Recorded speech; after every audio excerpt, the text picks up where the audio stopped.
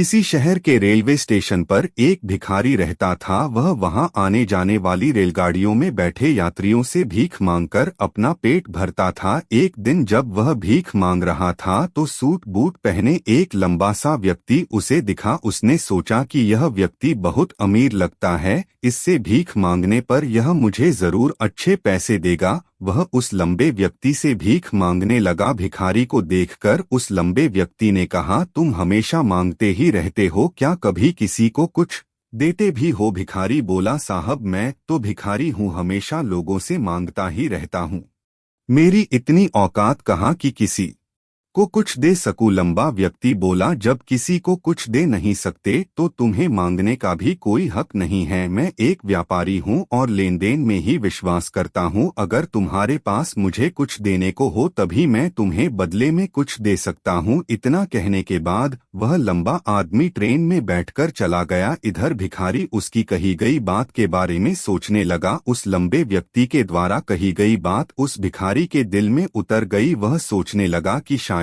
मुझे भीख में अधिक पैसा इसीलिए नहीं मिलता क्योंकि मैं उसके बदले में किसी को कुछ दे नहीं पाता हूँ, लेकिन मैं तो भिखारी हूँ, किसी को कुछ देने लायक भी नहीं हूँ। लेकिन कब तक मैं लोगों को बिना कुछ दिए केवल मांगता ही रहूंगा? बहुत सोचने के बाद उस भिखारी ने निर्णय किया कि जो भी व्यक्ति उसे भीख देगा उसके बदले में वह भी उस व्यक्ति को कुछ जरूर देगा। लेकिन अब उसके दिमाग में यह प्रश्न चल रहा था कि वह खुद भिखारी है तो भीख के बदले में वह दूसरों को क्या दे सकता है। इस बात को सोचते हुए 2 दिन हो गए, लेकिन उसे अपने प्रश्न का कोई उत्तर नहीं मिला था।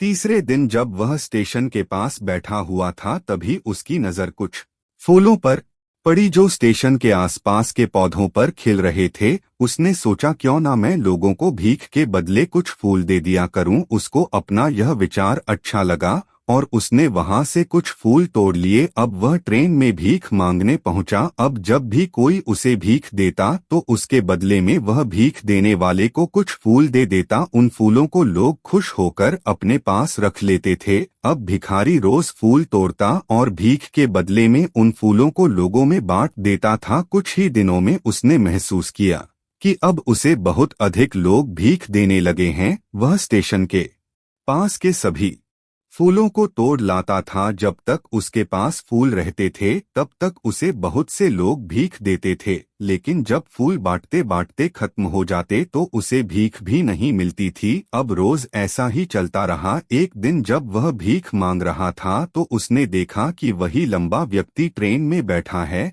जिसकी वजह से उसे भीख के बदले फूल देने की प्रेरणा मिली थी। वह तुरंत उस व्यक्ति के पास पहुंच गया और भीख मांगते हुए बोला, आज मेरे पास आपको देने के लिए कुछ फूल है, आप मुझे भीख दीजिए तो बदले में मैं आपको कुछ फूल दूंगा। उस लंबे व्यक्ति ने उसे भीख के रूप में कुछ पैसे दे दिए और भिखारी ने कुछ फूल उसे दे दिए। उस लंबे व्यक्ति को बात बहुत पसंद आई। वह बोला, वाह क्या बात है, आज तुम भी मेरी तरह एक व्यापारी बन गए हो। इतना कहकर फूल लेकर वह लंबा व्यक्ति अपने स्टेशन पर उतर गया। लेकिन उस लंबे व्यक्ति द्वारा कही गई बात एक बार फिर से उस भिखारी के दिल में उतर गई। वह बार बार उस लंबे व्यक्ति के द्वारा कही गई बात के बारे में सोचने लगा और बहुत खुश होने लगा। उसकी आंखें अब चमकने लगी। उसे लगने लगा कि अब उसके हाथ सफलता की वह चाबी लग गई है जिसके द्वारा वह अपने जीवन को बदल सकता है। वह तुरंत ट्रेन से नीचे उतरा और उत्साहित होकर बहुत तेज आवाज में ऊपर आसमान की तरफ देखकर बोला, मैं भिखारी नहीं हूँ, मैं तो एक व्यापारी हूँ, मैं भी अमीर बन सकता हूँ। लोगों ने उसे देखा तो सोचा कि शायद यह भिखारी पागल हो गया है और अगले दिन से वह भिखारी उस स्टेशन पर फिर कभी नहीं दिखा। लेकिन 6 महीने बाद इसी स्टेशन पर 2 व्यक्ति सूट बूट पहने हुए यात्रा कर रहे थे। दोनों ने एक दूसरे को देखा तो उनमें से एक ने दूसरे से हाथ मिलाया और कहा, क्या आपने मुझे पहचाना? दूसरा व्यक्ति बोला, नहीं, क्योंकि मेरे हिसाब से हम लोग पहली बार मिल रहे हैं। पहला व्यक्ति बोला,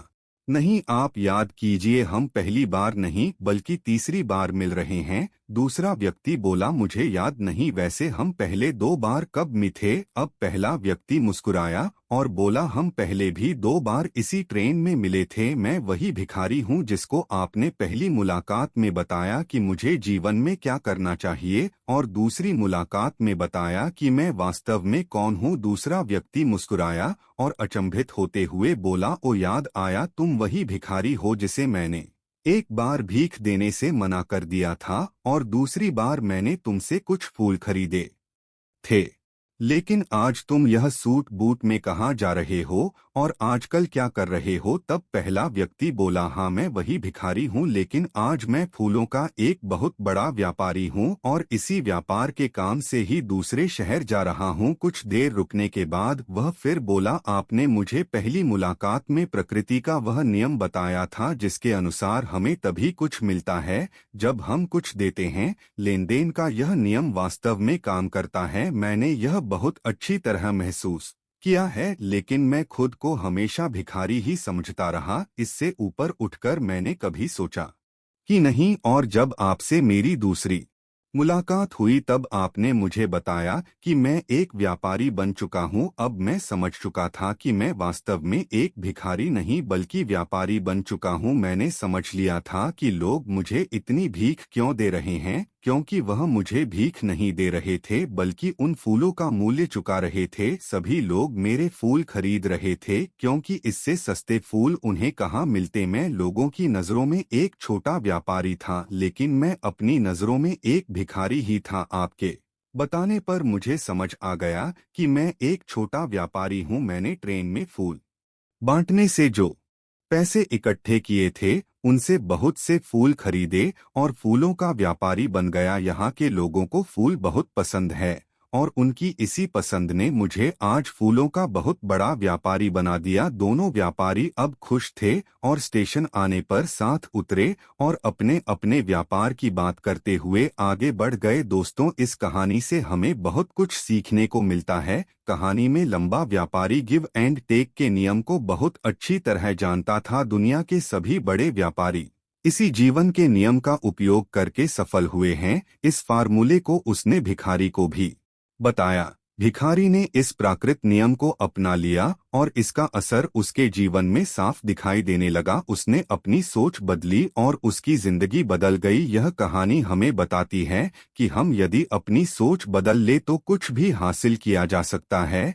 यदि हम खुद को छोटा समझते रहेंगे तो हम हमेशा छोटे ही बने रहेंगे। बड़ा बनने के लिए हमें अपनी सोच को बदलना होगा और खुद के बारे में बड़ा सोचना होगा। कहानी का सार यह है कि सफलता आपकी सोच में छुपी होती है। खुद का आत्मसम्मान जगाएं, अपनी सोच को बड़ा बनाइए और देखिए कैसे आप सफलता के शिखर पर पहुंच जाते हैं।